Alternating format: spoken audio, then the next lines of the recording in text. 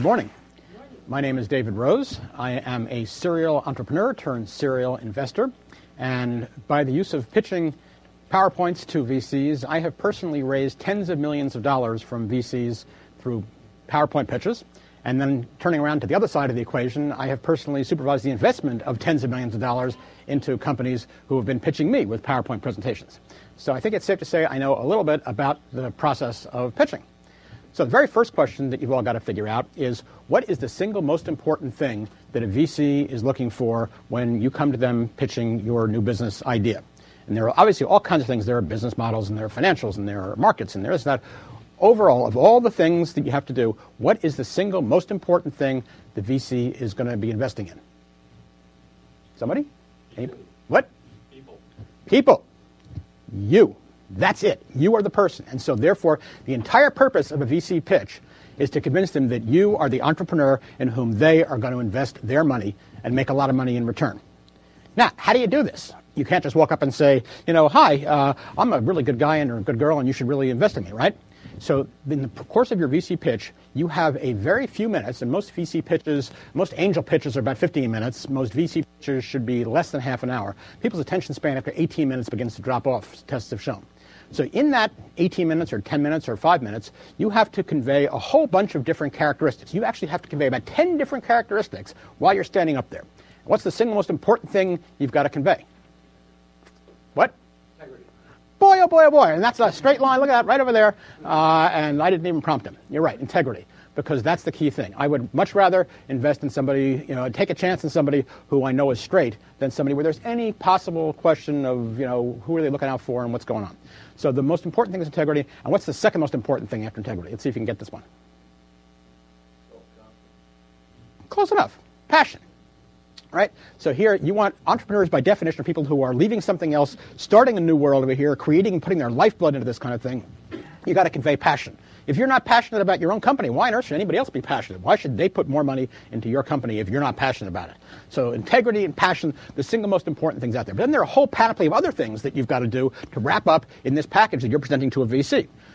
Experience. You've got to be able to say, hey, I've done this before, and done this before is starting an enterprise and creating value and taking something from beginning to end. So that's why VCs love to fund serial entrepreneurs, because even if you didn't do it right the first time, you've learned the lessons which are going to stand you in very good stead the next time. And now along with that, along with the experience of starting an enterprise or running something, and it doesn't have to be a business, it can be in an organization in school, it can be a not-for-profit, but they want experience in creating an organization. Next up is knowledge. If you're telling me you're going to be the great developer of the map of the human genome, you better know what a human genome is. I mean, I want you to have domain expertise.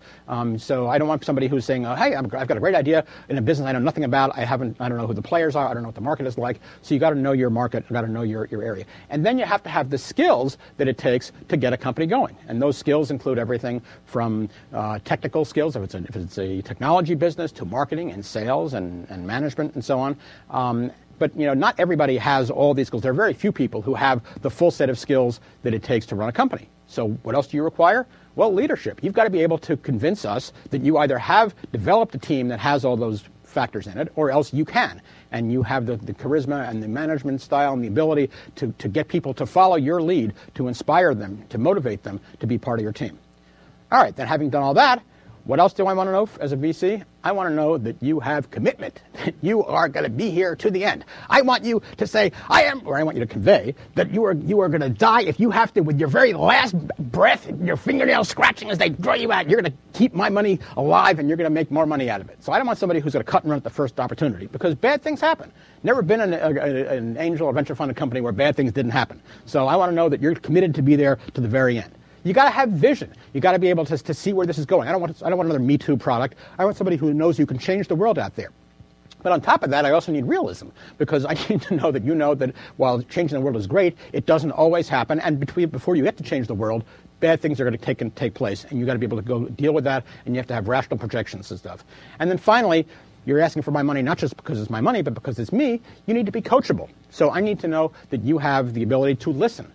We've had a lot of experience. People who are VCs or angels investing in you have had experience, and they'd like to know that you want to hear that experience. Okay, so how do you convey all these 10 things in 10 minutes without saying any one of them? You can't say, hey, I've got higher integrity, invest in me, right? So you got to do a whole pitch that conveys this without conveying it. So think about your pitch as a timeline. It starts off you walk in the door, they know nothing at all whatsoever about you. And you can take them on an emotional, and all pitches or all sales presentations are emotional at some level. You can go up, you can go down. Right? And it goes from beginning to end. You walk in the door, so the first thing you've got to do, the overall arc of your presentation, it's got to start like a rocket. You've got maybe 10 seconds, between 10 and 30 seconds, depending on how long the pitch is, to get their attention. In my case, I've invested, I have got tens of millions of dollars from PowerPoint pitches. I have invested tens of millions of dollars. That's a get you right there. This can be a fact that they don't know about. It can be something that's counterintuitive. It can be a story. It can be experience. But you've got to grab their emotional attention focused on you within that first few seconds. And then from there, you've got to take them on a very solid, steady, upward path, right from beginning to end. And everything has got to be reinforcing this, and they've got to get better and better and better and better, and it's revving up to the very end. And then at the very end, you've got to, boom, knock them out of the park. You want to be able to get them to such an emotional high that they are ready to write you a check, throw money at you right there before you leave. Okay, so how do you do that? Well, okay, first of all, logical progression. Anytime you go backwards, anytime you skip a step, imagine walking up a staircase where some of the treads are missing or the heights are different heights things. You stop, you got to figure out, you want a nice logical progression. Start with telling me what the market is. Why are you going to do X, Y, or Z? And then you got to tell me, hey, how are you going to do it, and what it is you're going to do, how you're going to do it, and the whole, it's got to flow through beginning to end.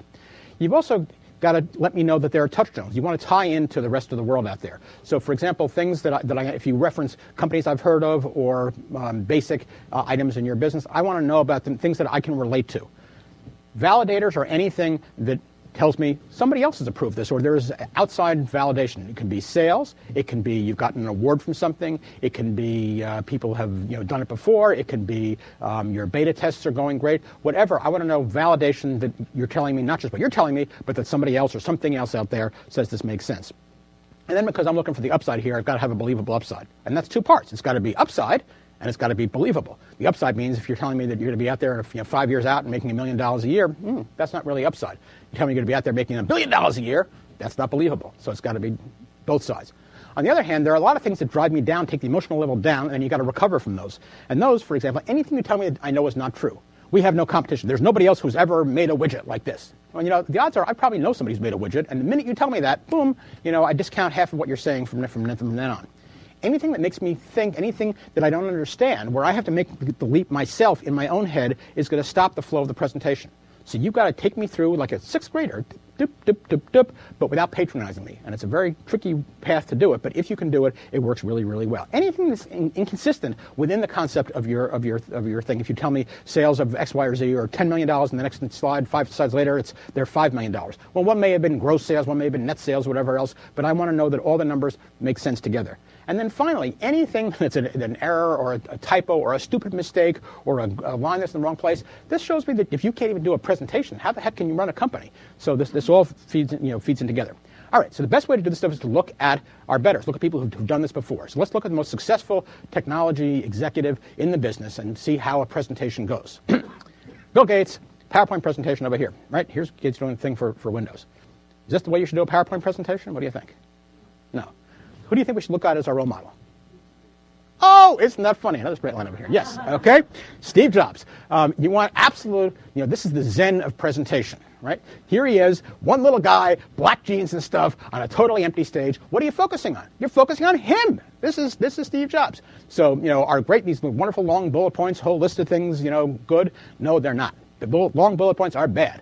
What's good? Short bullet points. But you know what? Even better than short bullet points are no bullet points, just give me the headline over here. And you know what?